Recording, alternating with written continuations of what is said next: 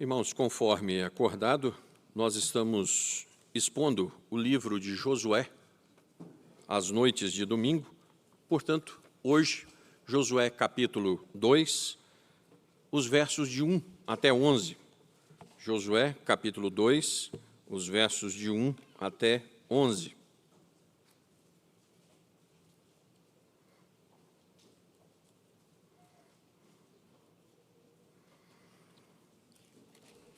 Irmãos queridos, vamos ler de forma alternada o texto de Josué, capítulo 2, os versos de 1 a 11, quando as Escrituras nos dizem da seguinte forma: De Sitim enviou Josué, filho de Num, 2 homens, secretamente, como espias, dizendo: Andai e observai a terra e Jericó. Foram, pois, e entraram na casa de uma mulher prostituta, cujo nome era Raabe, e pousaram ali.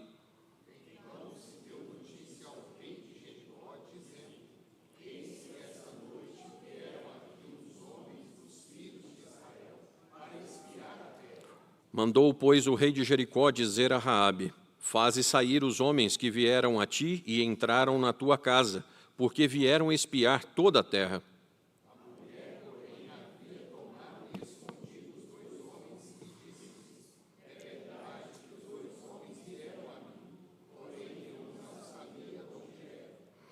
Havendo-se de fechar a porta, sendo já escuro, eles saíram, não sei para onde foram. Ide após eles depressa, porque os alcançareis.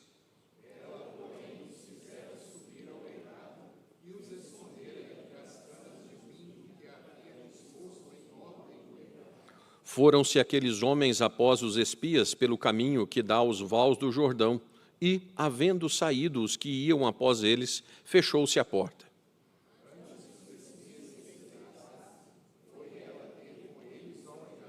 E lhes disse: Bem sei que o Senhor vos deu essa terra, e que o pavor que infundis caiu sobre nós, e que todos os moradores da terra estão desmaiados.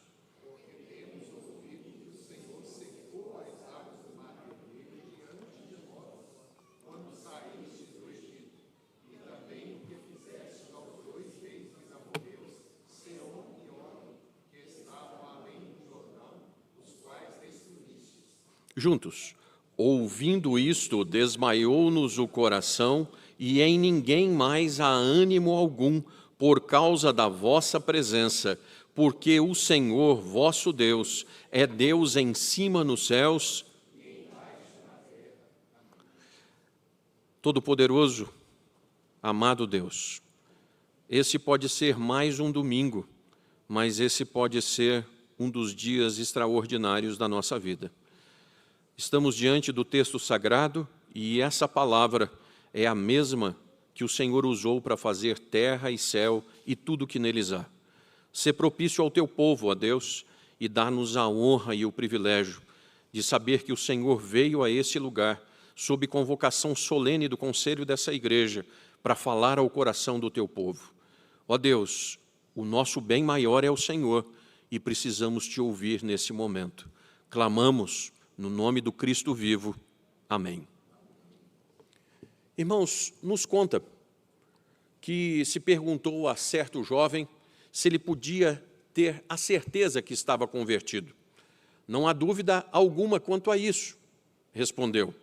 Antes eu tinha prazer de jogar, beber, ir assistir filmes no cinema nada ortodoxos, passar longas horas lendo revistas que realçavam a concupiscência, meus amigos eram irreligiosos, eu não tinha tempo para Deus e nem para a igreja. Agora tudo está mudado. Agora, de Deus, são os meus pensamentos mais doces sobre o meu Salvador. A minha leitura predileta é a palavra e ela me edifica. Escolho os meus amigos dentre os que me amam e amam o Senhor. E as minhas horas mais felizes eu passo na casa de Deus. Então, irmãos, esse jovem, de verdade, foi ressuscitado. Ele foi convertido. E nos conta Sadi Machado que ele era um pastor recém-ordenado e foi fazer uma visita. Chegando na casa das pessoas, ele entrou e em cima da prateleira tinha um revólver pendurado. E ele perguntou, para que isso? Respondeu o dono da casa, eu comprei há muito tempo, quando eu era ladrão e jogador. E eu percebi que eu ia perder meu emprego e comprei o revólver para dar cabo da minha vida. Mas quando eu vinha para casa, continuou ele, encontrei um livrinho na estrada. Abri e comecei a lê-lo. E estas foram as palavras que eu encontrei. Não se turbe o vosso coração, credes em Deus, crede também em mim. Eu li aquele livrinho muitas vezes durante aquela noite, e não sei como, acrescentou, mas eu comecei a sentir que eu era um novo homem. E quando o sol raiou, eu pude repetir como salmista, a tua palavra é a lâmpada para os meus pés e luz para o meu caminho. Irmãos, nós estamos nessa noite para poder continuar sob o tema, no céu existem prostitutas. E esse é um tema para muitos causador de escândalo. Mas nós estamos numa igreja que consta dos convertidos de Deus. Nós acabamos de ouvir, na bendita explanação sobre a Santa Ceia do Senhor, que essa mesa é discriminatória, irmãos. Essa mesa, ela diz assim, só podem estender a mão aqui aqueles que foram corajosos o bastante para fazer aquilo que foi lido no texto da liturgia. Aquele que me confessar diante dos homens, eu o confessarei diante do meu Pai. Mas aquele que me negar diante dos homens, eu também vou negá-lo diante do meu Pai. Imaginemos o seguinte, irmãos, nós estamos em uma festa na nossa casa. E as pessoas estão sendo convidadas, são aquelas que fazem parte do hall da intimidade do dono da casa. Aí aparece alguém que entra pela janela, vem e senta à mesa. Mas por que você sentou à mesa? Não, eu quis sentar à mesa. Não, por favor, você pode se retirar, porque aqui entram os meus convidados. Jesus Cristo chama para participar dessa mesa os seus convidados, aqueles que são dele. Portanto, irmãos, Raabe é sim uma prostituta, mas é uma prostituta lavada e redimida no sangue de Cristo Jesus. Ela faz parte da genealogia de Cristo, ela faz parte da galeria da fé. Pela fé, Raabe, a meretriz, não foi destruída como os desobedientes, porque acolheu com paz os espias. Então, irmãos, Raabe, em primeiro lugar, é uma prostituta diferente. Por quê? Porque essa mulher agiu com uma fé viva e não uma fé intelectual. Ah, eu creio. Não, eu creio. Espias, a partir de agora, eu sou parte do povo de vocês e eu vou com vocês. Então, Raabe tem frutos que comprovam essa fé viva, autenticada por Tiago 2, 25. Contudo, irmãos, nós afirmamos que, no âmbito de Raabe com os espias, está a mentira e que nós não devemos usar a inverdade e dizer que, não, porque lá na Bíblia, Deus acoitou a questão de Raabe.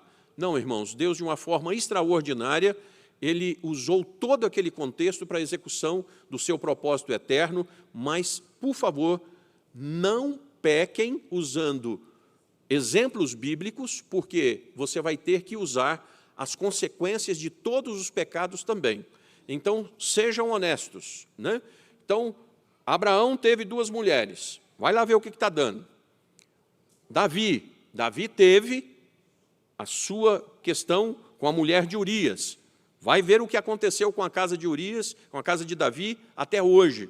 E assim por diante. Lembrem-se que pecado traz consequência. Hoje, irmãos, nós estamos aqui para estudar apenas 3 versos. 4. A meretriz se torna uma filha do Deus vivo porque ela faz a sua pública profissão de fé. Raabe, a minha irmã, declarou que Yahvé é o Deus Todo-Poderoso, custasse o que custasse.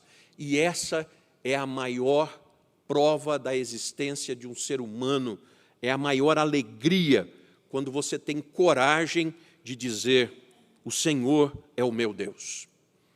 Dr. Luiz Berkoff, ele diz que da discussão da regeneração e da vocação eficaz, primeiro a regeneração pela vocação eficaz, que só vem pela operação do Espírito, mas aquelas redundam nesta. Então, irmãos, não existe pessoa convertida sem ser regenerada, e não existe pessoa regenerada sem ser convertida. Ouçam, irmãos, existem membros dessa igreja que passaram por conversões de crise, quando nós chamamos aqueles que entram em parafuso. Estou em pecado, o que vai acontecer comigo? E a pessoa cai numa angústia tremenda. Essa é uma conversão mediante crise. Mas existem pessoas nessa igreja, oficiais dessa igreja, que você vai perguntar assim, qual foi o dia da sua conversão? Eles não fazem a menor ideia, porque foram criados diante do Senhor e essa conversão foi uma conversão paulatina. Por que os pais crentes batizam os seus filhos na infância? Porque os seus filhos vão sendo convertidos à medida que os pais vão ensinando os seus filhos a caminharem com o Senhor. O correto é que os filhos dos crentes nem saibam quando passaram por essa transição, mas eles possam dizer verdadeiramente, um dia eu nasci para o Senhor Jesus. A psicologia da religião geralmente coloca a regeneração e a conversão identificadas como uma estreita relação entre ambas. Portanto, não é possível uma coisa sem a outra. Mas, irmãos, o que acontece no século XXI quando muitos que se dizem crentes nunca nasceram de novo? No primeiro exemplo que nós citamos aqui, como é que você sabe que você nasceu de novo? Porque mudaram as minhas preferências, mudaram as minhas amizades, mudaram os meus costumes, porque eu mudei. E aí, irmãos, de verdade, dentro dessa igreja, você, meu irmão, numa consulta interna, você tem sido convertido dia após dia, porque o processo de conversão vai parar no dia que você morrer. Mas até aquele dia, Deus vai transformando o seu caráter em Cristo Jesus, conformando você à imagem de Cristo Jesus. Raabe foi convertida porque ela foi regenerada. Ela fazia algumas coisas e ela deixou de fazer isso por amor, por reconhecer o Deus de Israel. Existem cristãos do século XXI que está aqui no intelecto, mas não desceu para o coração. Essas pessoas não têm trejeito de nova criatura, não têm ação de nova criatura. Por isso, Jesus vai dizer aos religiosos apenas, qual dos dois fez a vontade do Pai? Disseram, o segundo. Declarou-lhes Jesus, em verdade vos digo que publicanos e meretrizes vos precedem no reino de Deus. Existem pessoas que são religiosas, existem pessoas que conhecem as Escrituras, mas não existe ninguém que conheça mais as Escrituras do que o próprio diabo e os demônios. Eles conhecem, mas não servem. Irmãos, eu vou afirmar de púlpito, haverá sim prostitutas no reino do céu, porque elas nasceram de novo. Mas a questão hoje é, você nasceu? Você tem experimentado uma conversão paulatina, contínua? Você tem sido convertido? Então, Raabe não era uma contumaz meretriz. Ela fez a sua pública profissão de fé. Os versos de 8 a 11, vamos ler mais uma vez, irmãos? Só os versos de 8 a 11, de forma alternada. Antes que os espias se deitassem, foi ela ter com eles no eirado.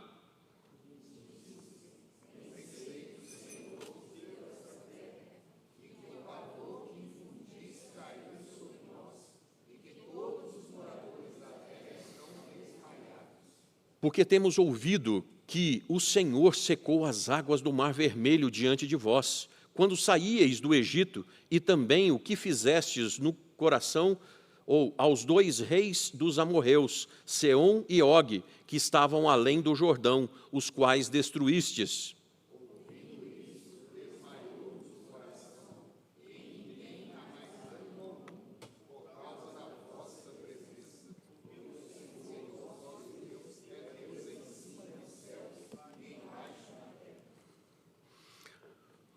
Irmãos queridos, tenho certeza que vocês já ouviram, vão continuar ouvindo.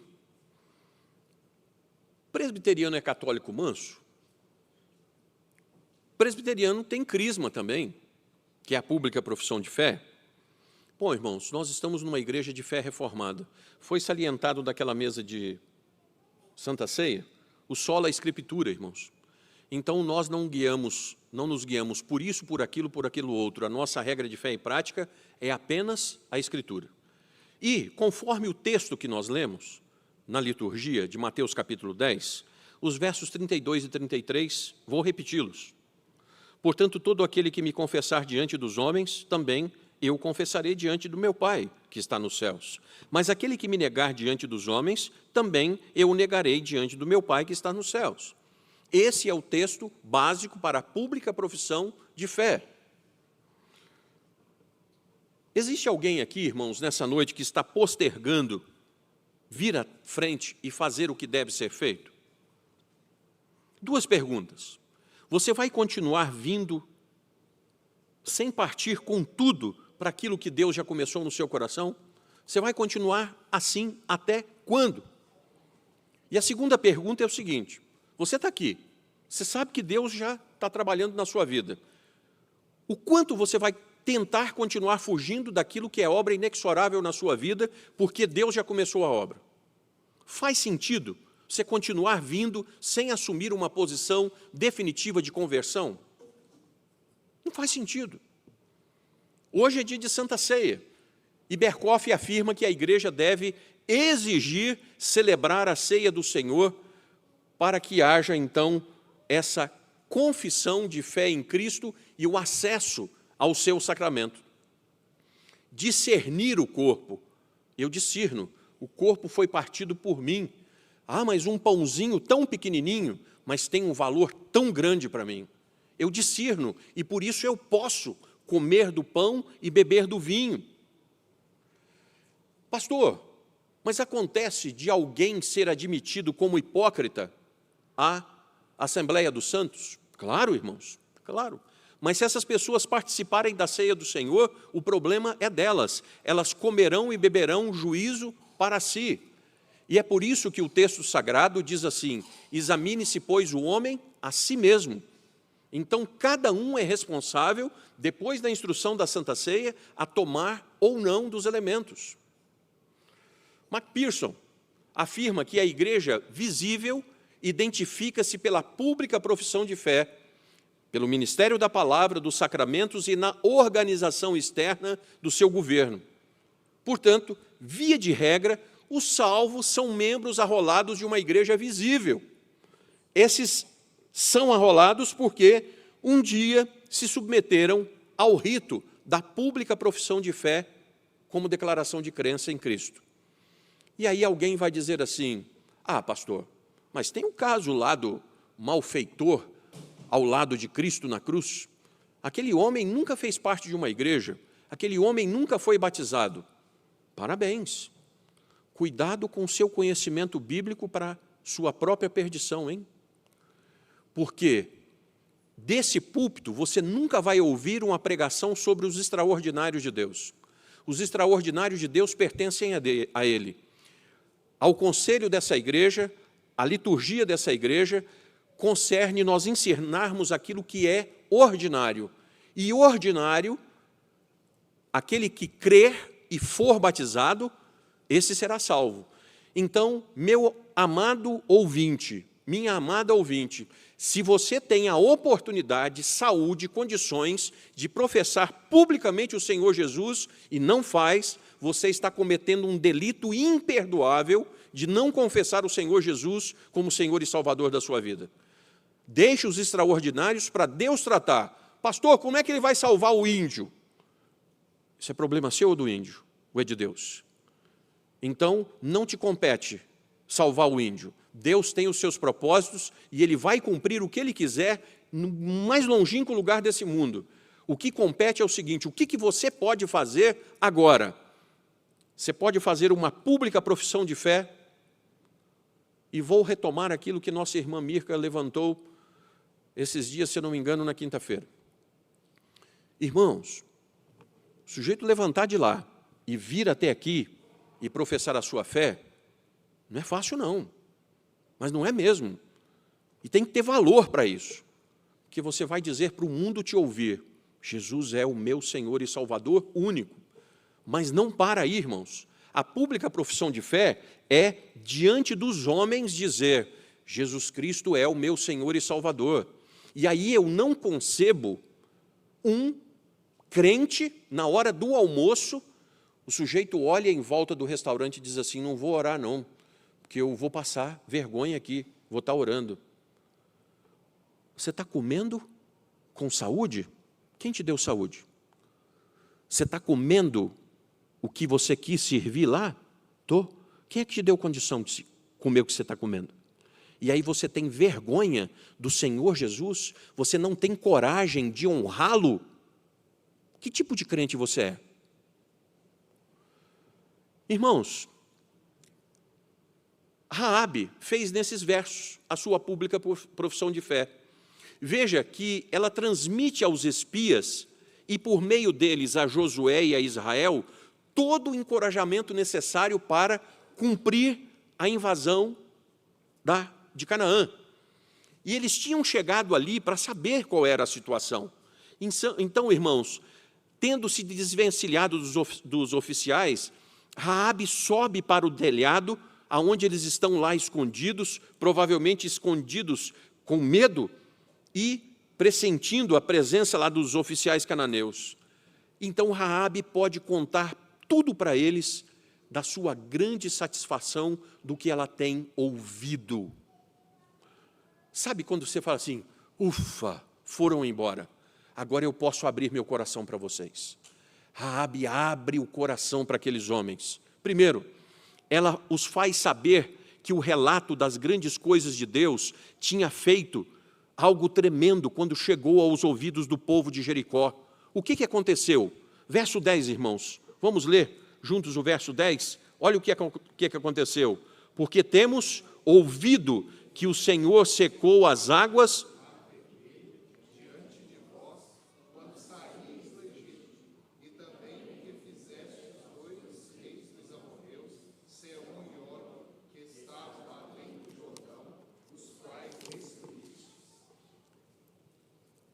Irmãos, aquela região era extremamente idólatra. Moleque é da onde vem Moloque, o deus cananeu que era infernal, exigia sacrifícios humanos. Aí Raabe vem aqui e diz assim: nós temos ouvido que, dê uma olhadinha no texto, Senhor com letras maiúsculas. Ela está dizendo assim: nós temos ouvido dizer que existe um Yehoá, que existe um Yahvé, o Criador dos céus e da terra, um Deus que governa tanto em cima como embaixo. Nós temos ouvido a fama desse Deus. Todos nós aqui temos ouvido isso. Então, os moradores e o rei de Jericó, ouvindo dessas vitórias sobre os amorreus no país vizinho, as maravilhas de Deus, eles também tinham ouvido acerca do livramento milagroso. Irmãos, tem quanto tempo que Israel atravessou o Mar Vermelho? 40 anos. E a fama de Deus, do Deus de Israel, está aqui, ó. Ah, nós ouvimos que há 40 anos vocês passaram a pés enxutos, e agora vocês chegaram aqui. Nós estamos tremendo diante de vocês. O presbítero Jadielson orou aqui: nós queremos trazer à memória aquilo que pode nos dar. E nós dissemos amém à oração do presbítero. Quando nós olhamos para trás, nós lembramos das coisas que Yahvé, o Todo-Poderoso, fez pela nossa vida. E por isso nós estamos aqui. Josué e os seus companheiros eram homens portentosos. Deus fez lembrar as suas maravilhas e falar da força dos seus feitos. Raabe lhes conta, então, como essas informações tinham abalado o coração daquelas pessoas. Vamos ler no verso de número 9, irmãos? Verso de número 9, vamos lá?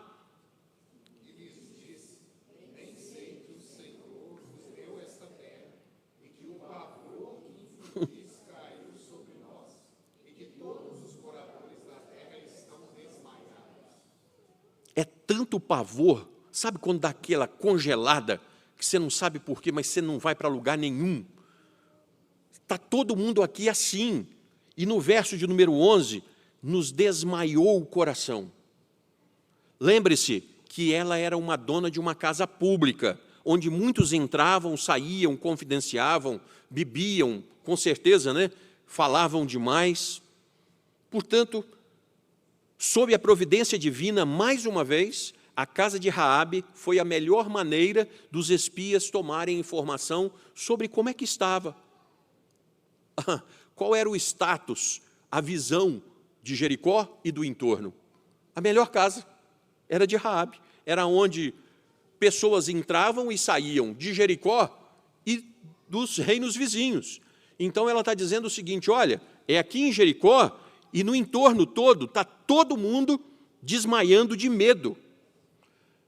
E aí o israelita mais covarde, ele se encheria de coragem, né? Quando você chega perto do sujeito, né, que ele estufa o peito para você, mas se você chegou perto, o sujeito abaixou, aí pronto, né? Mas, irmãos, não é só isso, não é só isso. Os israelitas estão vendo o cumprimento da palavra de Deus. Moisés é morto, Josué assume, mas a palavra vai se cumprindo nos mínimos detalhes. Volte, como diz o mineiro, volte um cadinho aí, em Deuteronômio 11, 25, fazendo favor. Deuteronômio 11, 25. O que Deus falara a respeito disso? Deuteronômio 11, 25.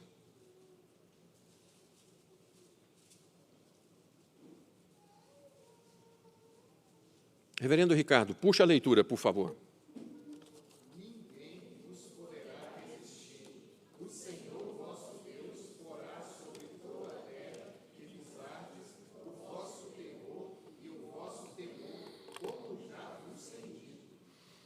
Guardem isso, irmãos, guardem isso. Nós vamos trabalhar daqui um pouquinho. Os israelitas olhavam os seus inimigos instalados. Irmãos, tirar alguém que está na caserna, que está na guarita, que está enfronhado, não é fácil. E Israel está indo lá para tirar esse povo na unha. Então, Deus já tinha feito por eles que o homem valente não se glorie na sua coragem, nem o homem forte na sua força, porque Deus pode enfraquecer tanto a mente quanto o corpo. O Israel de Deus não deve ter medo dos seus inimigos mais poderosos, porque esse Deus pode, quando lhe apraz, fazer com que tenham medo dos seus servos. Que ninguém pense em endurecer o seu coração contra Deus e prosperar, pois aquele que fez a alma do homem, a qualquer momento pode incutir pavor nela. Então, irmãos, por favor, Senhor, eu estou passando por uma situação assim, olha, aí o senhor podia fazer isso, isso, isso e isso. Você chega para Deus e diz assim, Senhor, eu não estou entregando o meu caminho, não. Eu estou pedindo, dando as coordenadas para o Senhor fazer, porque eu sei melhor do que o Senhor. Tá? Então, eu estou falando para o Senhor fazer assim, assim, assim, assim. Mas a palavra diz, entrega o teu caminho, confia nele, não se preocupe com o como. Deus sabe muito melhor do que você. E esse povo todo estava com pavor do Deus vivo, porque o Deus vivo é o dono dos corações. Ele vai lá e infunde o terror. Irmãos, quantas vezes Israel ganhou batalhas sem disparar uma flecha, sem brandir uma espada? Quantas vezes? Israel ganhou batalhas batendo panela. Aí você vai para o meio militar e fala assim, como é que é? O sujeito ganhou uma batalha batendo panela? É, nas Escrituras tem isso. porque esse é o nosso Deus que não age segundo o que nós pensamos. E o povo dele está usufruindo disso. Aí Raabe faz a sua pública profissão de fé, dizendo assim: nós estamos vendo um Deus que nós nunca tínhamos visto antes. Jeová, o vosso Deus, a quem vós adorais e clamais, é superior aos nossos deuses. Ele é o único e verdadeiro Deus, porque o Senhor, o vosso Deus, é Deus em cima nos céus e é Deus embaixo na terra, e é servido pelas hostes de ambos. Ó, irmãos, a declaração da fé de Raabe está dando show em muito crente do século 21 universitário. Teísmo aberto, openteísmo, chama o que você quiser. Mas tem gente conseguindo linkar agora evolucionismo com soberania de Deus. Eu queria saber como é que faz. Porque é o seguinte, irmãos, se eu creio em evolucionismo, eu não creio num Deus que reina em cima no céu e embaixo na terra. Mas as Sagradas Escrituras dizem que Deus criou todas as coisas como elas são e não tem macaco perdendo o rabo até hoje e virando gente. Nunca vi. E nos últimos 1000 anos de história, nunca apareceu uma foto de um bicho desse. Mas tem gente indo atrás de uns negócios desse. Mas a pública profissão de Raabe é o seguinte: eu estou crendo no Deus que comanda tudo no céu, como comanda na terra. E na leitura da nossa devocional hoje, foi lido no texto que Deus conhece todos os fios de cabelo da nossa cabeça. Esse é o Deus Todo-Poderoso. Então, nós precisamos aprender a confessar a nossa fé e esperar. No verso de número 9, ela vai dizer assim: eu sei que Deus entregou-vos essa terra. Irmãos, os meios mais poderosos de persuasão não obterão o seu fim sem a graça divina. E a graça fez com que Raabe, a prostituta, que ainda tinha ouvido falar dos milagres de Deus, tenha realizado uma pública profissão de fé com tanta segurança. Raabe está tendo uma pública profissão de fé, irmãos, mais firme do que os anciãos de Israel que duvidaram da promessa.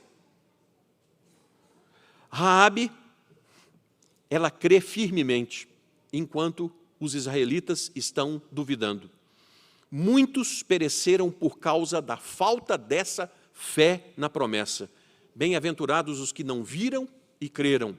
Bem-aventurada a nossa irmã Raabe, pela sua grande fé, mulher valorosa. O que difere então, irmãos, uma prostituta que está no céu de uma contumaz meretriz? As suas ações, que têm frutos, e a sua pública profissão de fé. Vinha sob seu cuidado um certo preso, excepcionalmente astuto e bruto. Este homem era repugnante em comparação com os outros prisioneiros. Tornara-se conhecido pela sua audácia e pela sua completa insensibilidade quando cometia atos de violência. Era chamado o rei dos criminosos.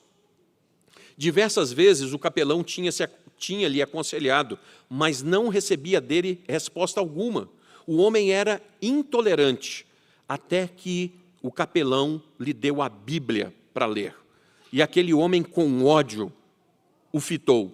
O capelão olha e diz assim: você já leu esse livro? O capelão repetiu a pergunta, assegurando-lhe que valia a pena ler a palavra de Deus. Aquele bandido olhou para o capelão e disse assim: se o senhor soubesse quem eu sou, não me faria tal pergunta. O que eu tenho com tal livro? Disse-lhe o capelão: eu conheço muito bem a sua fama e o seu caráter, e esta é a razão por que eu lhe ofereço a Bíblia como livro que o ajudará. Não me valerá coisa alguma, disse o homem.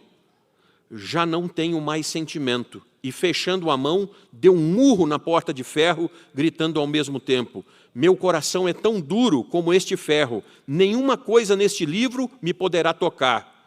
Bem, disse o capelão, o Senhor quer um coração novo, o Senhor já leu sobre o pacto da graça, e aí o teimoso o indagou de o que ele queria dizer com tal fala. Escute essa palavra, diz o capelão, e vos darei um coração novo e porei dentro de vós um espírito novo. Ezequiel 36, 26. Aquele homem ficou admirado, pediu que lhe mostrasse a passagem na Bíblia, leu as palavras repetidas vezes e quando o capelão voltou no dia seguinte, a fera estava mansa. Meu senhor, disse ele, nunca sonhei com uma tal promessa, nunca tive a menor ideia de que Deus pudesse falar de maneira assim com os homens. Se Ele me conceder um coração novo, será um milagre, porque somente a esperança de uma natureza nova me trará a emoção que eu nunca senti na vida. E esse homem se entregou e rendeu ao Senhor Jesus. Irmãos, novamente o Dr. Berkoff diz que o batismo tem que ser precedido por uma pública profissão de fé. Quem crer e for batizado será salvo. No Pentecostes, ouvindo essas coisas, compungiu-lhes o coração e perguntaram a Pedro e aos demais apóstolos, que faremos, irmãos? Respondeu-lhe Pedro, arrependei-vos e cada um de vós seja batizado em nome de Jesus Cristo para a remissão de pecados. Irmãos, o Evangelho continua sendo o mesmo. Quem creu deve confessar que creu. Se com a sua boca confessares Jesus como Senhor e em teu coração creres que Deus o ressuscitou dentre os mortos, serás salvo, porque com o coração se crê para a justiça e com a boca se confessa a respeito da salvação. Raabe fez a sua confissão diante dos espias israelitas e ela foi uma dona de uma das mais lindas manifestações da graça no Velho Testamento. Por isso ela está na galeria da fé. Os meios de graça são bênção para o povo de Deus, porque nos aquece hoje, quando nós vemos alguém se convertendo, quando nós vemos alguém disciplinado voltando. Vinde a mim todos que estáis cansados e sobrecarregados. Então, irmãos, nós falamos da prostituta que está no céu, porque ela teve ação com frutos, evidência de uma fé viva. Nós falamos de uma prostituta que está no céu, porque ela fez a sua pública profissão de fé no Deus vivo e verdadeiro. E agora, por fim, irmãos, no próximo domingo, se Deus assim nos permitir, nós falaremos a respeito, finalmente, dessa prostituta que está nos céus, porque ela fez um acordo com o povo de Deus, e o seu Deus será o meu Deus. Queridos, precisamos rever algumas coisas, urgentemente. Primeiro, a nossa pública profissão de fé continua sendo viva, aonde Deus nos tem plantado como carvalhos de justiça. Nós estamos tendo um boom da fé reformada, muita gente querendo ser de igreja fiel. Cuidado com o intelecto, porque teologia não salva ninguém, viu, irmãos? Mas a fé aplicada, a fé viva, sim. Luana, está aqui. Hoje eu saí aqui, irmãos, e o rapaz guardador de carro estava tomando um negócio. Aí eu falei assim, isso é suco, né? Ele olhou e riu. Eu falei, batizado, né? Aí ele morreu de rir e falou assim, não, pastor, não estou bebendo mais, não. Aí eu olhei e falei assim, aham. Pastor, eu conheço a palavra. Eu só não vivo, mas eu conheço a palavra. Aqui na frente da igreja, de manhã cedo, irmãos. Não adianta conhecer a palavra se você não vai viver a palavra para nascer de novo. Importa-vos nascer de novo. Por favor, meu irmão, que Deus te dê coragem para publicar a sua fé, aconteça o que acontecer. Eu creio num Deus que está acima nos céus e que está embaixo na terra e que todas as hostes o servem. Vamos ficar de pé, queridos, por favor. Reverendo Dercy, o senhor pode nos conduzir na bênção e oração final?